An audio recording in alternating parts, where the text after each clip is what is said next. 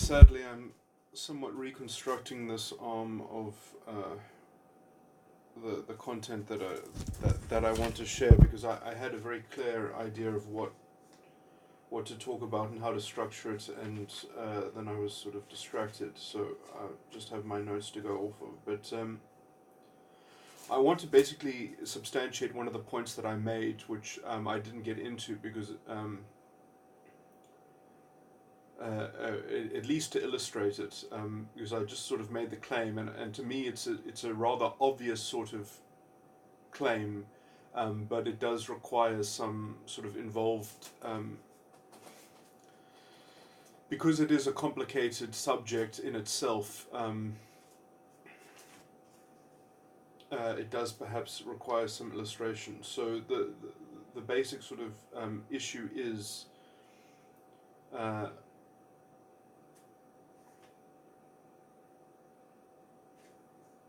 how to police society, or how to structure society, or govern society, or have a stable politics, effectively, that can negate the kind of exploitation which Marxist transcendence is predicated on. Like how to actually have a system that removes it. Okay, and like there are a few different themes that sort of get into this, and I just wanted to sort of explore how no matter which road you take, you sort of run into integrity problems, in terms of how you're hollowing out the integrity of your citizenry, you're hollowing out the libertarian conception of political freedom. You essentially have to place legal restrictions on contract and consent, and so you essentially say that people aren't capable of having certain kinds of contracts, so you have to sort of restrict contracts.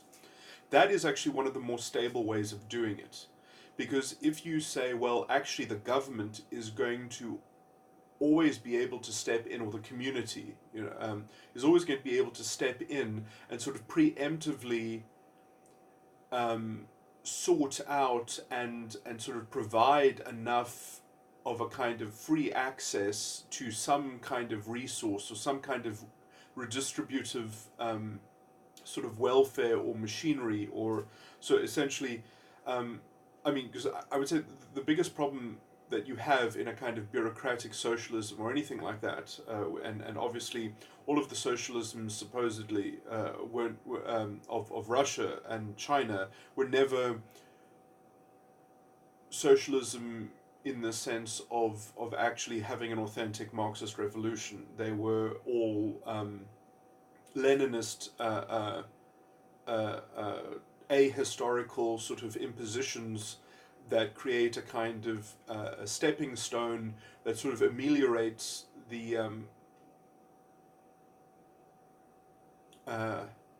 what Lenin thought was essentially the instability in the Marxist hypothesis. That, Lenin was basically incredibly cynical and pessimistic. He believed that everything would essentially happen, but essentially the bourgeois would be the class conscious ones, and because of technology they would have so much military power and might, that they would effectively be able to control everything to such a degree that they wouldn't even have to have the military on their side, because they would have the robotic military on their side. So they wouldn't even have to have class traitors sort of working for them. And so Lenin was so paranoid about that sort of, about history taking its course, that he would take history into his own hands. That was the Leninist adaptation.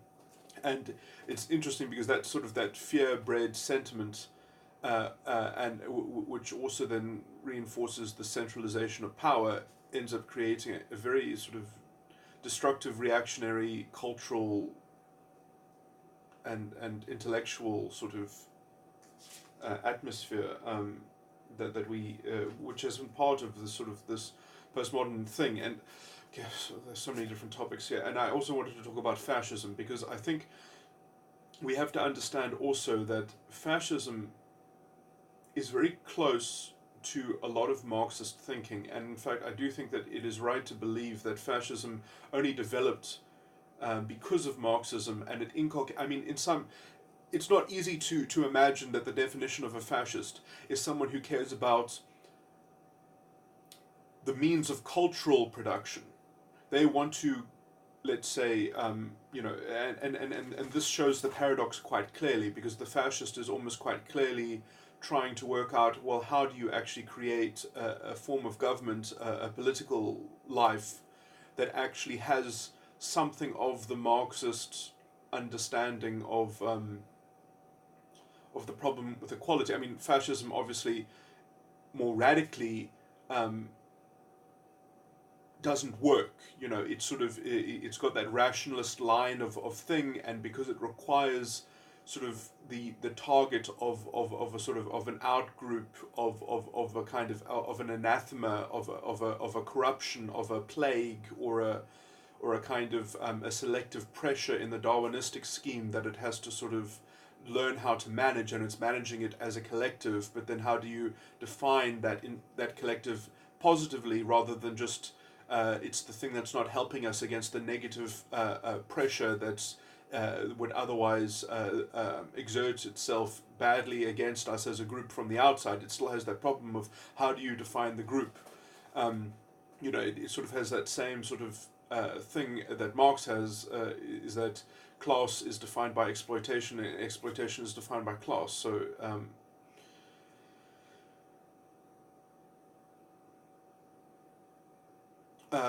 but basically, if you can just imagine, if Marxism is obsessed with redistributing control and ownership of the means of production, in some sense, a fascist could just as easily claim that they are interested in redistributing ownership of the means of cultural reproduction, which I mean, I would say in a liberal democratic society, that is as already as a best case scenario as you can get. You are going to have disparities. You are going to have, on the level, let's say, of cultural power and cultural production, in terms of who gets to decide how culture is structured.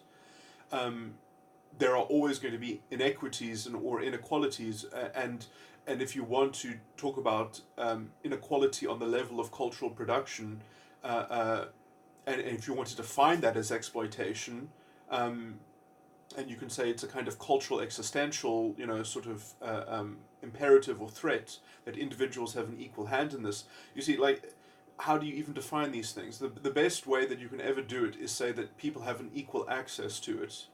But they're obviously going to have different powers. They're going to have different, because some people, let's just say, just have more to bring to the table.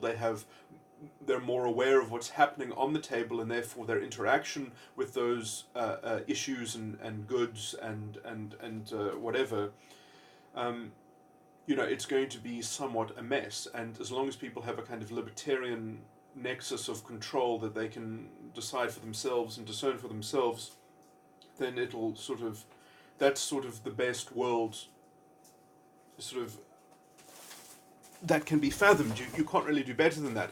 Trying to impose structures on that and saying, no, well, you're not allowed to consent to certain forms of cultural production. And okay, I understand this hopefully isn't too much of a nonsense term. I mean, you can imagine how that sort of keys into the fascistic worldview, that their ethnic culture is something that must be kept pristine and pure, and it mustn't be mixed with influences that are exogenous and are a corruption of the internal purity.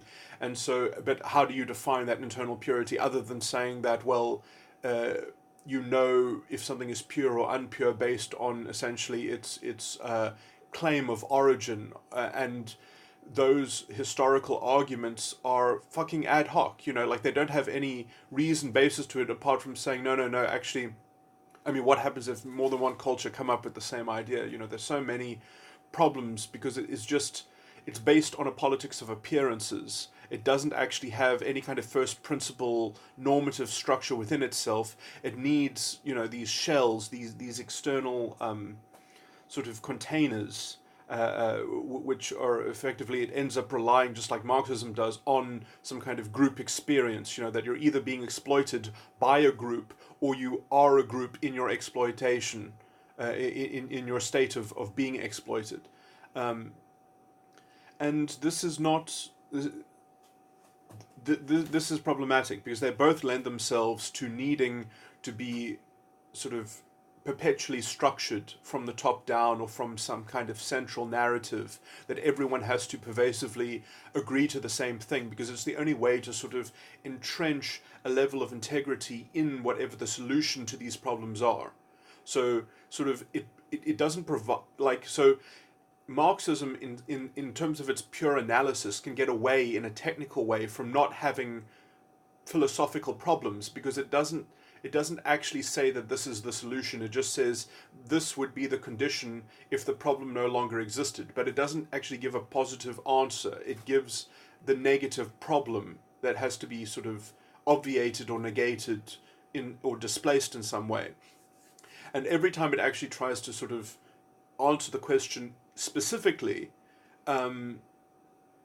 it's too focused on the Marxist reduction in some sense, and the only way to sort of freeze those notions is to generalize them and to sort of deposit them into a kind of a world categorization, a designation, an orthodox designation or whatever, and then you need someone to control that orthodoxy and to continue to promulgate that dogma, because then it becomes this sort of this shell culture. Now, fascism has exactly the same problems. Fascism, and I mean, Marx even had, Hitler even had some quotes where he said, we have essentially adopted the Marxist ideal. We have taken the Marxist principle for all it's worth, and we have actually done something with it in some sense. And in some sense, Marxism does, if we want to at least look at the intellectual culture of Leninism, and we look at the kind of the nomenclatura of Russia, and you look at and you contrast that with the kind of the occult, the sort of the weird occult elite within the fascist culture and society, and the kind of the mysticism. I mean, in some sense, Russia had less weird, strange religious mysticism in some ways, but it creates a kind of religion out of a kind of intellectual promise. It has this kind of and it has to have that, because that's the only thing that is almost sustaining the culture, that is sort of keeping the freeze that is needed in order to stabilize these conceptual entities, because there is no undergirding intellectual sort of they're all tethered to the appearance of class exploitation in some sense, and in some sense fascism is all tethered to the kind of the impetus for a kind of existential survivalist necessity, and sort of the implicit threat of the Darwinistic paradigm, of becoming master of the what was Darwin's book called, The Favor of something. Let me just look that up quickly.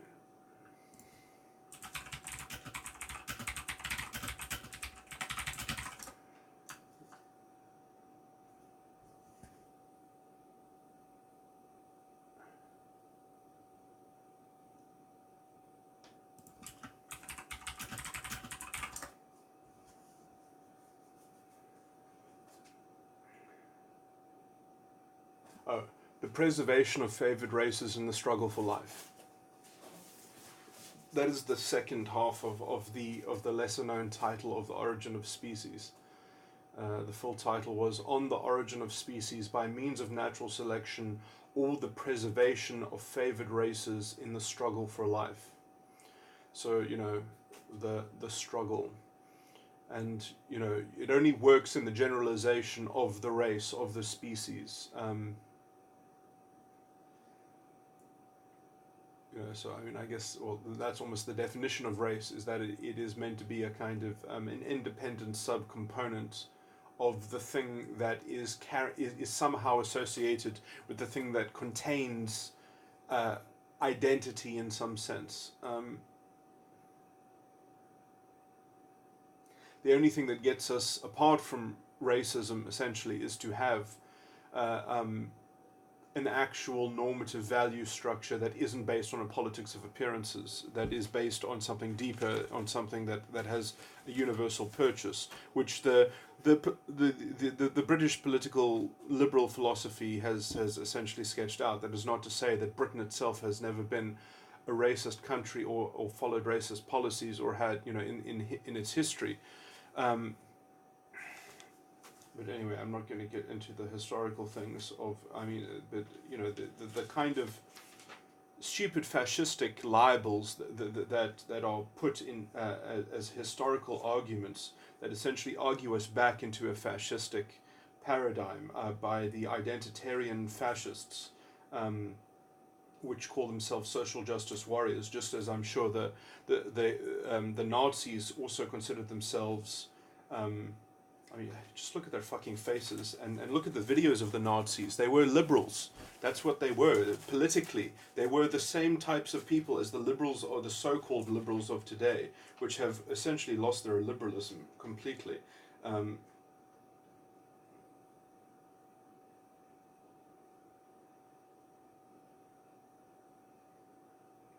But yeah, okay, so let's just go back to some basic things. So you have the freedom to do something, and you have the freedom from something. So obviously to have a stable, integral legal system in a society, it's much easier just to sort of have a kind of restriction on contract, because then you just say, these are the rules, everyone follows the rules.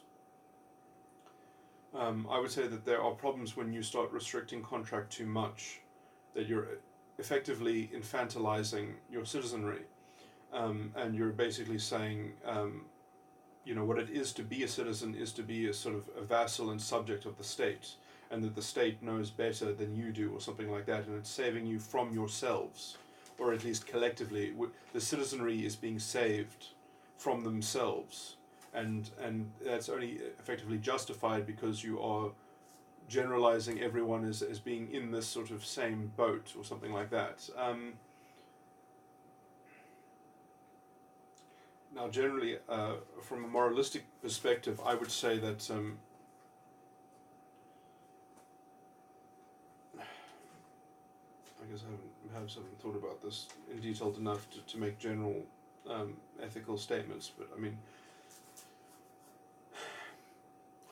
I would say that when there are certain externalities which are universal, perhaps there is a justification in having such restrictions. Generally, there are restrictions against sedition and revolution for that sort of reason, that which are certainly justifiable. As to say, if you live in a democratic society, then the political liberal values, libertarian values, would surely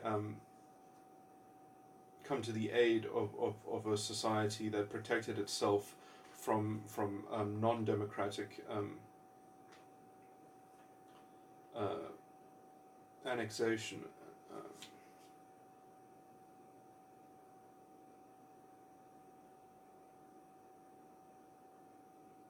But essentially, there's basically very little sensitivity to freedom of association in the Marxist sort of idealism and reductionism, which kind of gets resulted, and that kind of functional, lowbrow, kind of equivalency, which is,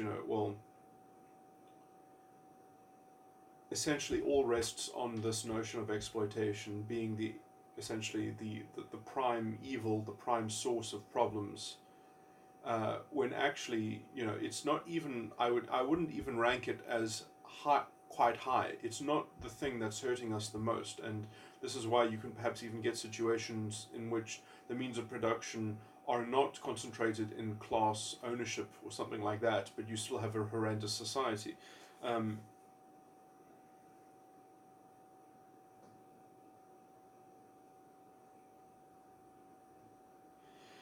And essentially, I would say a responsible government that actually cares about libertarian sort of things would then perhaps, and this is a bit convoluted, but they would use perhaps their democratic mandate to be responsible and to, let's say, not have any restrictions on people's individual form of contract, but would seek to ameliorate problems and disadvantages and inequities and things that it didn't like by creating special programs that enhanced the rights of some people. And obviously that would have to be governed by some kind of rule of law principle, so that it wasn't essentially just a kind of because that essentially would be a kind of a class-based thing. So that class would have to have a very particular construction, which was not a universalized thing. It would be sort of pegged into things that were actually being ameliorated, and then after those conditions were ameliorated, then the program would collapse. This is actually the only form in which affirmative action can be morally justifiable in a modern state that isn't just overtly promoting fascistic ideals and class and racial, trying to create these identity factions. Okay, that is its own sort of issue, but then at least if a government saddles itself with those kinds of duties and then is judged and by challenge through the courts in terms of so it can't just say that it's doing that, have programs which effectively don't succeed at doing that, and then they continue to create this redistributive, sort of gerrymandering between identity factions.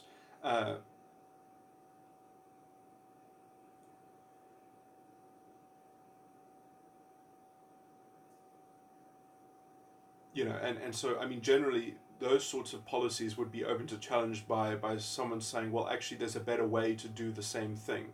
If you changed your policy, that this would actually objectively be more effective, or it would obviously be more effective, or this policy is so ineffective, it should just be cancelled. It's effectively a waste of money, and perhaps it's even creating secondary consequences which are perpetuating the problem that it ostensibly seeks to resolve. Now, when government actually has the duty to fix it, and then you can actually judge it based on it fixing it or not, then at least then you don't have to sit there as a citizenry being restricted all the time, although you're indirectly being restricted in some sense, in that perhaps your tax is being redistributed in an inefficient way, but that at least is not direct interference and restriction of contract. And then the government fails, or it gets bad press or whatever, it's democratically sound, because then if the government's policies of redistributive care to ameliorate certain problems which have a sell-by date based on that the policy no longer gets dispensed because the thing has been sorted out, then essentially it's the government's fault if the thing doesn't get sorted out. Right now, because of the kind of the fascistic identity politics stuff, we've got sort of the worst of all worlds. Government can essentially create these policies which are, under the name of affirmative action, just blatantly racist redistribution things. They create a toxic racialist consciousness and a toxic identity politics, which is indistinguishable from fascistic worldview and values. And the more that the government policy fails, the more you just blame history and the agents of history which are projected onto the present context, and the government effectively is always the good guy, and because the situation isn't getting better, the agents of history are always the bad guy. And there, right there, you have almost the same also. It's not only the. I guess historically that's more of a Marxist. That's more a showcase of the depravity and intellectual hollowness of the kind of the Marxist agenda than it is of the fascistic one. Although you can definitely see elements of that kind of scapegoating in fascism. But you're so hypnotized by the narrative that by the Marxist narrative, well, we have to sort out this exploitation. This is the first thing on the list. And so we just have to keep on being more radical until we reshape society into the removal of this exploitation, which at the same time is almost structured as, by definition, it has to be disruptive. Okay, sorry, now I've really gone off the rails talking about lots of different things. So let me just think. I did want to emphasize how the mechanics of how this is a moral corruption. I did illustrate that, but I didn't underline exactly the sort of the basic mechanism of how it is a moral corruption. And that obviously relates to the kind of the politics of appearances. But yeah, so in some sense, there is a space to have something like the Marxist analysis not being the driver of the solution, but at least I would say that you can have a democratic mechanism that is dealing with those issues, but it's not dealing with it, let's say, in the traditional Marxist formula, because when it is dealt with in the traditional Marxist formula, it doesn't even fucking solve the problem most of the time. It sort of is just obsessed with putting the square peg in the round hole.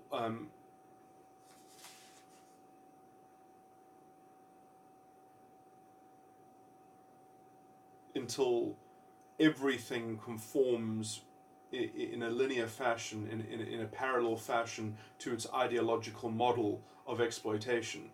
And so it almost has to make its vision a reality before it can even solve it. So it almost has to convince itself that is the true reduction of how things work, and instead of just a kind of reductive analysis of how things work. And so it has to believe its own moral sort of sentiment and platitude, which, Marx went to great length saying that it was not a utopian ethical project. But I'm afraid that I think that because of the tautological definition of exploitation and class, it ends up amounting to much the same in terms of its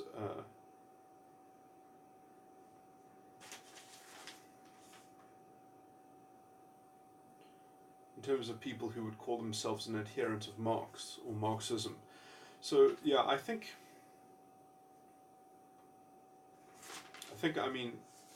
I do have a better grasp on Marxism than so-called many Marxists. I mean, I still think describe myself as a Marxist, and that means that I can see some value in the Marxist analysis, but it's one of the tools in diagnosing things. It's not one of the things in actually in creating a prognosis or a treatment plan. And I mean, I would also say that perhaps Marx himself was not so much of a committed Marxist. That although he believed dialectical materialism was the engine of history, but he created enough caveats around it that essentially relegated to so I mean, perhaps it wasn't the engine of history even, but it was the tendency. It was the sort of an aggregated tendency which then could be mapped into working out how to sort of inculcate this engine within culture or within politics or within some kind of planning. That is the kind of question that that Marxism leaves us with. It's like, here is a device that we can see almost as a kind of immaterial mechanism that is within our history, and it's not even necessarily vital that it be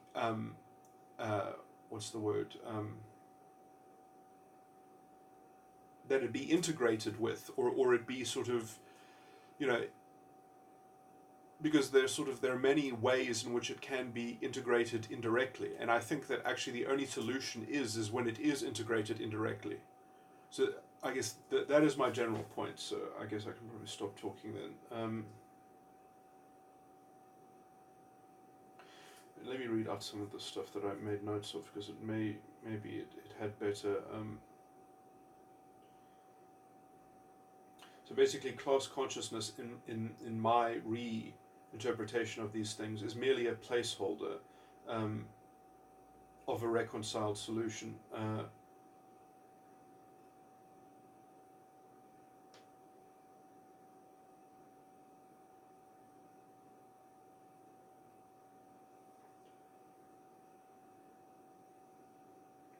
And I mean, and you have to look at the poisonousness of trying to have a Marxist state, or a Marxist sort of driven state, is because essentially you end up creating more rules about creating freedom from, which create a kind of restrictions that are imposed on the citizenry, and those restrictions imposed by the state ends up with no accountability to positively address disparity. Essentially, it's trying to bring about equality by restricting people from creating disparity, and so essentially you just end up robbing people of their freedom of contract and freedom of association, which is done in the name of supposedly that's going to create wealth, or that's going to make people better off somehow. By essentially forcing people somehow to have, inverted commas, classless relations with each other. Whereas, like, so many things are woven into what the Marxist would sort of reduce down to class. I mean, there's so many ways in which these distinctions don't even operate anymore. I mean, how many people would generally be considered middle class that would not... They have nothing to do with the means of production, you know, like it has now historically even shown itself to be a somewhat an arbitrary way of dissecting society. In some idealistic reductive sense, you can imagine that, yes, well, if everyone had a kind of equal ownership or access to sort of the fruits of the means of production, that is an abstract formulation of having of arriving at a classless society. But again, because class is defined by exploitation and exploitation is defined by class, I mean, so you're basically saying no one's allowed to exploit anyone. Okay, well, how do you actually just make that in the law? How do you make that in the rules?